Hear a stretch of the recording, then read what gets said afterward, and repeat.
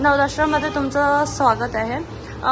तुम्हाला काँग्रेस पक्षाकडून शहर जिल्हा प्रमुख म्हणून ही पदवी मिळालेली पद मिळालेले अर्थात, तर तुमचं कल्याणसाठी काय विजन असणार आहे? नमस्कार। सर्वप्रथम मी नवभारत आपल्या प्रेसचं मी या ठिकाणी माझ्या वतीने मी सरचं स्वागत करतो। संघटनेचे आमचे सर्व आदरणीय राहुलजी गांधी, देशाचे आमचे अध्यक्ष आदरणीय खरगेजी, सोनियाजी, आमचे प्रभारी रमेशजी चेन्नीताला, त्याचप्रमाणे महाराष्ट्राचे सन्माननीय अध्यक्ष सपकाळ साहेब, माझे गुरु मार्गदर्शक AICचे सेक्रेटरी सचिव सन्माननीय संजयजी दत्त साहेब, त्याचप्रमाणे प्रभारी आमचे राजनजी गोटले साहेब, गणेशजी पाटील ज्यांच्या ॲडव्होकेट आमचे जे आहेत त्यांच्या पत्र आता मला आलेलं आहे, ब्रिज किशोर दत्त, सर्व माझे ज्येष्ठ श्रेष्ठ सर्व वरिष्ठांनी माझ्यावर जो विश्वास टाकलेला आहे तो विश्वास निश्चितपणे मी सार्थ करण्यासाठी अहोरात्र सर्व माझ्या काँग्रेसच्या कार्यकर्त्यांना, पदाधिकाऱ्यांना सर्वांना सोबत घेऊन मी निश्चित त्या कल्याण डोंबिवली शहराचा चेहरामोहरा बदलण्यासाठी मी काँग्रेसच्या माध्यमातून अहोरात्र प्रयत्न करतो। राजाभाऊ, काँग्रेसच्या जिल्हाध्यक्षपदी तुमची नियुक्ती झाल्यानंतर काही काँग्रेसच्या पदाधिकाऱ्यांनी राजीनामे दिले त्या नियुक्तीच्या विरोधात, आणि त्यांचा आक्षेप असा होता की निष्ठावंत नसताना तुम्हाला जिल्हाध्यक्षपद दिलं गेलं, तर याबाबत तुमचं काय म्हणणं आहे? आपण बघितलं असाल की जेव्हा मी काँग्रेसमध्ये पुन्हा मी शेवटी काँग्रेसचाच होतो, काही कारणास्तव मी भाजपमध्ये गेलेलो, परंतु जे रक्तामध्ये काँग्रेस असल्या कारणाने आणि हाडाचा अगदी कार्यकर्ता आहे, मी जेव्हा प्रवेश केला तेव्हाच मी सांगितलेलं की लोक सत्तेच्या पाठीमागे पडतात आणि मी सत्ता सोडून निष्ठेच्या पाठीमागे आलेला आहोत। माझी काँग्रेस प्रती असलेली निष्ठा, ती निष्ठे घेऊन मी काँग्रेस पक्षात प्रवेश केला। आणि आपला जो विषय आहे की पालिकेच्या स्थापनेपासून आज 35 वर्ष होत आली, एकदाच तुम्हाला सत्तेचा वाटा मिळालेला आहे। जीवना अंतर्गत त्यावेळेला सुमारे 1500 कोटी रुपयाचा निधी आलेला, त्यानंतर आता स्मार्ट सिटीकडे वाटचाल चालू आहे। स्लम परिसर बहुसंख्य असताना अविकसित भागांचा मूलभूत सुविधांचा प्रश्न मार्गी लागलेला नाहीये। विरोधी पक्ष म्हणून तुमची काय भूमिका असेल आणि हे प्रश्न कसे सोडवणार? निश्चितपणे माझ्यावर जी आता जबाबदारी पक्षाने दिलेली आहे, मी एक विरोधी पक्ष नेता कसा असावा त्याचा आदर्श या ठिकाणी महापालिकेमध्ये निश्चित दाखवेन। जे प्रश्न आहेत, आज भकास सिटी झालेली आहे, स्मार्ट सिटीच्या नावाने भकास सिटी झालेली आहे। आपण आज कल्याणमध्ये बघायचं, गटाराच्या समस्या, पाण्याच्या समस्या, आरोग्याच्या समस्या, हॉस्पिटल आपण बघितलं असेल कल्याण महापालिकेत कशा प्रकारच्या आहेत। गेले 10 वर्ष स्मार्ट सिटी करायला निघालेले आहेत, आज खड्ड्यात रस्ते की रस्त्यात खड्डे, अशी परिस्थिती या ठिकाणी झालेली आहे। अनेक बळी इतिशी गेलेले आहेत। ट्रॅफिकच्या समस्या, प्रदूषणाच्या समस्या, ह्या अशा अनेक समस्या आपण बघितल्या असेल। झोपडपट्ट्या वगैरे, आजची कल्याणची परिस्थिती नक्की आपण कल्याण शहरात आहे का कुठची जंगलात आहे, अशा प्रकारची परिस्थिती झाली।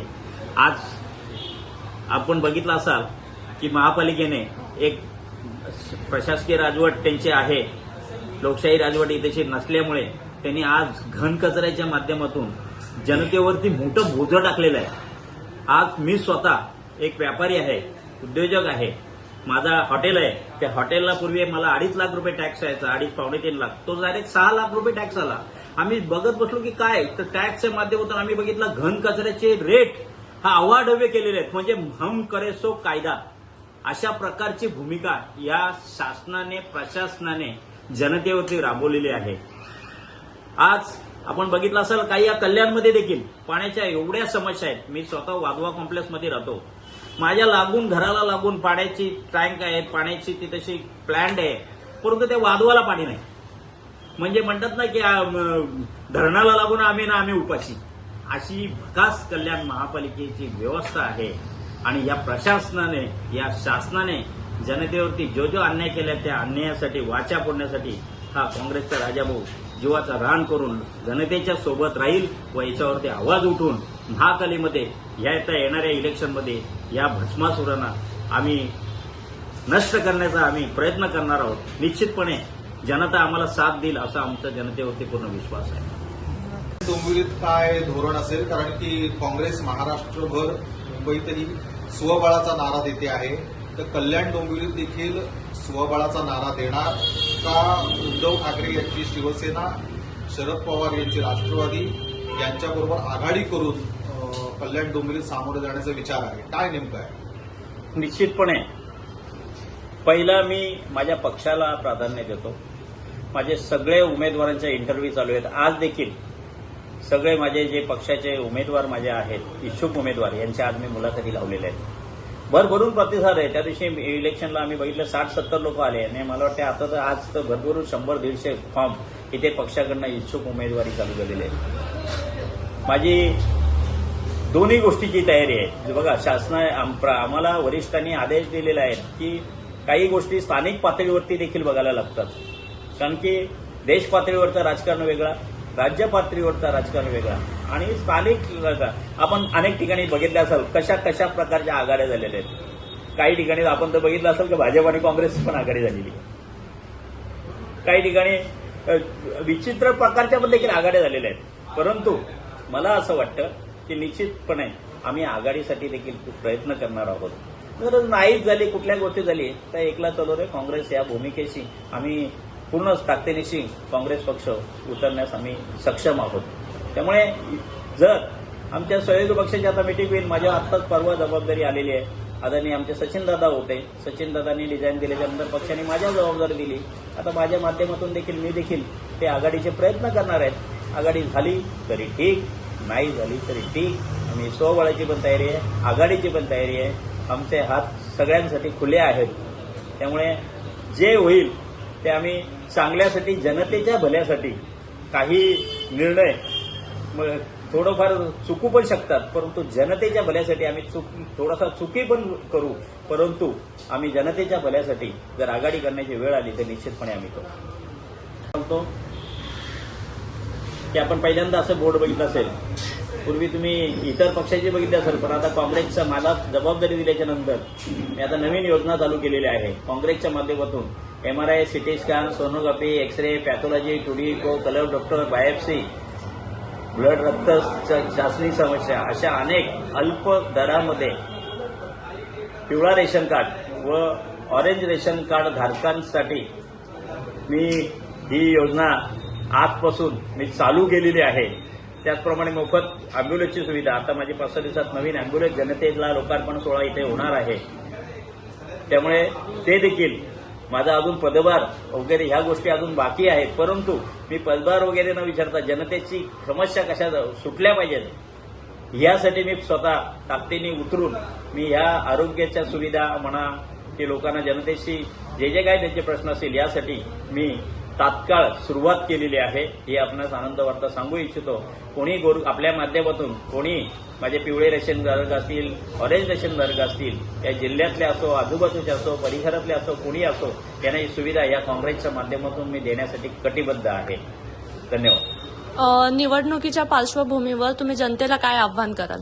मी जनतेला हेच आव्हान करेन की आपण जी ही महापालिका जी काय किती भ्रष्ट प्रकारे झालेली आहे, अनेक किती निधी आलाय आणि तो निधी कुठे गेलेला आहे हे आपण जनतेने बघितलेलं आहे. त्यामुळे जनतेला मी आव्हान करतो की ह्या वेळेला बदल हवा आहे कल्याण डोंबिवली महापालिकेमुळे.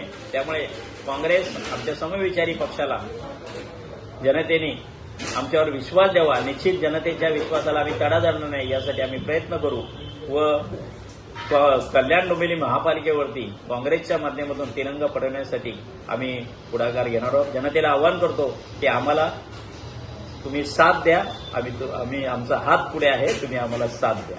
एक प्रश्न आहे की तुम्ही म्हणाल की कल्याण डोंबिवली स्मार्ट सिटी होते, मेट्रोची कामं जागोजागी सुरू झालेली आहेत, पण मेट्रो ज्या परिसरात होते त्या परिसरांमध्ये आजूबाजूच्या सोसायट्यांमध्ये झोपडपट्ट्यांमध्ये पाण्याचे विजेचे प्रॉब्लेम आहेतच, पण सोसायट्यांमध्येही पाण्याचे प्रॉब्लेम मोठ्या प्रमाणात आहेत. तर त्या संदर्भात काय सांगा? मॅडम, मी तुम्हाला सांगितलं ना, आत्ताच सांगितलं की मी जिथे राहतो, मी वाधवा कॉम्प्लेक्समध्ये राहतो. अहो, आम्हाला अख्ख्या कॉम्प्लेक्समध्ये अर्धा तास पाणी येत नाही. एवढी प्रश्न कधी पण तिकडे केडीएमसी पण लक्ष देत नाहीये, ते बोलतात. हे केडीएमसीच काम आहे. आज तुम्ही बघितलं असाल ठाणे महापालिकेने धरणं आहेत, मुंबई महापालिकेचे धरणे आहेत, कल्याण डोंबिवली महापालिकेचं धरण कुठचे आहे? काय व्यवस्था कल्याण डोंबिवली महापालिकेने पाण्याची केलेली आहे? निश्चितपणे काँग्रेसच्या माध्यमातून जर काँग्रेसची सत्ता दिली तर आम्ही यासाठी देखील आम्ही निश्चितपणे प्रयत्न करू. इतरांनी जे पक्षाचं वगैरे म्हटलं की बाबा काय नवीन यांना पद दिलं, मी नवीन नाही आहे. आपणास कल्पना आहे की मी काँग्रेस बळकटी करण्यासाठी अहोरात्र जव्हार, मोखाडा, डहाणू, पालघर, बोईसर, मुरबाड, माळशेज घाटाचा टोक, कसाऱ्याचा घाट, माळशेज घाटाचा टोक ते दमणची जी बाउंड्री, त्यावेळेला ठाणे जिल्हा एवढा भव्य होता आणि त्या टायमाला पक्षाने माझ्यावर जबाबदारी दिलेली होती. मी पक्षाचा सरचिटणीस होतो मी काँग्रेसचा जिल्हा कार्याध्यक्ष होतो. त्याच्या माध्यमातून आपण कल्याणमध्ये मी माझ्या वास्तव्य असलेल्या टिटवाळ्यापासून जी सुरुवात कामाची केली, अनेक गावचे सरपंच बनवले, अनेक ग्रामपंचायत सदस्य बनवले, पंचायत समिती सदस्य बनवलेले आहेत, सभापती बनवलेले आहेत पंचायत समितीचे. अशा प्रकारचा मी झंझावात त्या टायमाला केलेला. माझ्या काही वैयक्तिक कारणास्तव किंवा काही मतभेद कौटुंबिक असल्यामुळे मी त्यावेळेला भारतीय जनता पार्टीत गेलेलो. परंतु मला जी कार्यशैली, कार्यपद्धत ती माझी काँग्रेसची असल्याकारणाने मी पुन्हा माझ्या घर वापसी काँग्रेसमध्ये केली. आदरणीय त्यावेळेला आमचे महाराष्ट्र प्रदेशचे सन्माननीय अध्यक्ष त्यावेळेला नानाभाऊ पाटोले होते. नानाभाऊ पाटोलेंनी पण मला सांगितलेलं की राजाभाऊ, मी देखील भाजपमध्ये होतो आणि भाजपमधून पुन्हा मी काँग्रेसमध्ये आलो, काँग्रेसचं काम केलं आणि मला देखील काँग्रेसने पोचपती म्हणून मला प्रदेशाध्यक्ष बनवला. त्याचप्रमाणे माझ्या कार्याची पद्धत आहे. आपण लक्षात आलं असेल, दिवाळीच्या टायमाला मी लाडक्या काँग्रेसने जी शासनाने केलेली होती लाडक्या बहिणींची योजना, तिथे शासनाच्या खर्चाने केलेली, पण मी लाडक्या बहिणींचा लाडका भाऊ, काँग्रेसचा राजाभाऊ या माध्यमातून मी मोफत माझ्या निराश्रित भगिनींना मोफत जवळजवळ 4,500 ते 5,000 सिलेंडरचं वाटप मी माझ्या स्वखर्चाने केलं. एक जनतेशी नाळ असलेला, प्रतिकूल परिस्थितीतून आलेला मी कार्यकर्ता आहे. कुणाला वाटलं असेल की राजाभाऊ आज ह्या परिस्थितीत आहे, परंतु मी टिटवाळ्यासारख्या महागणपतीचे ते हार फुलं विकून मी लहानाचा मोठा झालेला आहे. प्रतिकूल परिस्थिती काय असते याची मला जाण आहे आणि प्रतिकूल परिस्थिती ही खऱ्या अर्थाने काँग्रेसच्या माध्यमातून जी तळागाळाचा जो मतदार आहे हा काँग्रेसकडे आज देखील आहे. त्यामुळे मी ते काँग्रेसमध्ये प्रवेश केला. राहिला प्रश्न आपण जो विचारला की काही जे हे केलं, डिझाईन वगैरे काही दिलं, कालच माझ्याकडे परवा ते पूर्ण काही जणांच्या लक्षात आलं नव्हतं काही गोष्टी काय घडल्या, ते स्वतः येऊन सांगितले की राजाभाऊ, आम्ही काँग्रेसचे आहोत, काँग्रेसमध्येच राहणार आणि तुम्ही जसं सांगाल, तुमच्यावर जी संघटनेने जबाबदारी दिली आम्ही तुमच्या सोबत आहोत. काल त्यांनी येऊन इथेशी दिलं, आज पण ते जाहीरपणे प्रेसमध्ये सगळ्या गोष्टी पुन्हा देणार आहेत. राजाभाऊ, तुम्ही मूळचे शिवसेनेचे होतात. शिवसेनेतून तुमचा प्रवास काँग्रेसमध्ये झाला, काँग्रेसमधून भाजपमध्ये झाला आणि विधानसभेच्या आधी तुम्ही परत काँग्रेसमध्ये आला. आता विधानसभा ते आत्ताचा काळ बघितला, आता हा साधारणपणे एक सव्वा वर्षाचा काळ आहे. परंतु या काळामध्ये 1.25 वर्षाच्या काळात तुम्हाला थेट जिल्हाध्यक्षपदी नियुक्त करण्यात आलं. तर ही किमया जी आहे 1.25 वर्षात जिल्हाध्यक्ष, ही कशी साधली? बघा, माझी कामाची जी पद्धत आहे ती कार्यशैली आहे आणि मी त्यावेळेला दिघे साहेबांच्या आदित्याखाली काम केलेला हाडामासाचा कार्यकर्ता आहे. माझ्या रक्तात 20% राजकारण आणि 80% समाजकारण हा भिनलेला आहे. जनतेची नाळ माझी जोडलेली आहे. त्यामुळे माझ्या कार्याची पद्धत, कामाची पद्धत, कामाचा धडाका आपण बघितलं असेल कोरोनासारख्या महामारीमध्ये साधारणतः 20 ते 25 हजार कोरोनाचे पेशंट मी माझ्या न्यूटेक डायग्नोस्टिक सेंटरच्या माध्यमातून गोरगरिबांना सेवा देण्यासाठी कमी मध्ये जे काय असेल माझ्या परीने सेवा देत होतो. मी जे प्रयत्न केले. टिटवाळ्यासारख्या ठिकाणी कोरोनामध्ये माझं असलेलं हॉटेल बंद करून मी लोकांना सुविधा देण्यासाठी स्वामी कृपा multi specialist hospital, quarantine centre व हॉस्पिटल मी त्यावेळेला जनतेसाठी खुला केला. गोरगरीब वीटभट्टीवाले असून दे, आश्रमवाले असून दे, यांच्यापुढे घराघरात मी ज्या गोष्टी पोचवायचा माझ्या परीने खारीचा वाटा होता तो मी उचललेला आहे. आपण बघितलं असं लाडक्या बहिणींची लाडके भाऊ, काँग्रेसचा राजा भाऊ ही योजना शासनाला दखल घ्यायला लागली. की अशी कोण व्यक्ती आहे की जिनी अशा प्रकारची योजना केली. माझ्या लहानपणापासून माझ्या मनात चांगल्या चांगल्या योजना असतात. मी अनेक ठिकाणी मी करतोय. आता तुम्हाला टिटवाळ्याच्या सारख्या ठिकाणी मी मोफत आश्रमाला जागा दिलेली आहे. 72 मुलं तिथे अनाथ आश्रमला आहेत. पंढरपूर सारख्या ठिकाणी मी धर्मशाळा मोठी उभारण्यासाठी सिंहाचा वाटा माझा आहे. मी स्वतः उपाध्यक्ष त्या धर्मशाळेचा आहे. वारकरी संप्रदायासाठी म्हणा, गोरगरीब जनतेसाठी म्हणा, जे जे काय मला करता येईल, अल्पसंख्याकांसाठी उरुजचा प्रोग्राम असला तरी सुद्धा मी स्वतः तिथेशी उभा राहून त्यांना सगळ्या माझ्या मुस्लिम बांधवांना सहकार्य करतो. त्याचप्रमाणे आंबेडकर जयंती असून दे, बुद्ध जयंती असून दे, धम्मदिन प्रवर्तन दिन, आज मी मागे धम्म कार्यक्रम जेव्हा घेतला मोण्याला साधारणतः 1,500 महिला सगळी उपस्थिती होती. म्हणजे अनेक असे सगळे माझी नाळ बहुजनांशी, मी बहुजनांचा कार्यकर्ता आहे, ओबीसीचा कार्यकर्ता आहे. त्यामुळे माझी नाळ ही बहुजनांशी, गोरगरिबांशी जुळल्या कारणाने माझी कार्याची पद्धत कदाचित माझ्या वरिष्ठांना आवडली असेल. या अनुषंगाने त्यांना वाटलं असेल, कारण वरिष्ठ चांगल्या गोष्टी त्यांना अनुभव असतात. त्यामुळे त्यांना वाटतं का हा कार्यकर्ता निश्चित रूपमध्ये काँग्रेसला बळकटी देण्यासाठी हा कार्यकर्ता प्रयत्न करेल. म्हणून कार्यकर्त्यांनी ही माझ्यावरती जबाबदारी दिली. बघा, कल्याण डोंबिवलीच्या निवडणुका तोंडावरती आहेत. असं असताना जिल्हाध्यक्ष सचिन पोटे यांनी राजीनामा दिला काँग्रेसचा. तर त्याचा कल्याण डोंबिवलीतल्या काँग्रेसवर कोणता परिणाम होईल आणि तुमच्या समोर जे आव्हान आहे ते काँग्रेसचं अस्तित्व कल्याण डोंबिवलीत टिकवणं हे आहे. तर त्या बाबतीत काय करणार नेमकं? निश्चित सचिनदादा हे माझे जवळचे मित्र आहेत. आज आपल्याला कल्पना असेल या काँग्रेसच्या जसा एक प्रकारे सचिनदादाला देखील इतिहास झालेला आहे.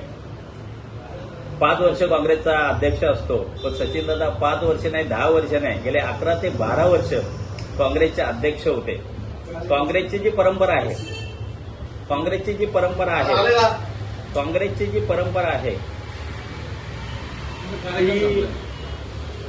5 वर्ष अध्यक्ष असतो. परंतु सचिनदादांचं आमचं काम चांगलं होतं, सगळ्या गोष्टी होतं, म्हणून काँग्रेस पक्षाने त्यांना साधारणतः 11 ते 12 वर्ष काँग्रेसमध्ये त्यांना हे पद दिलं.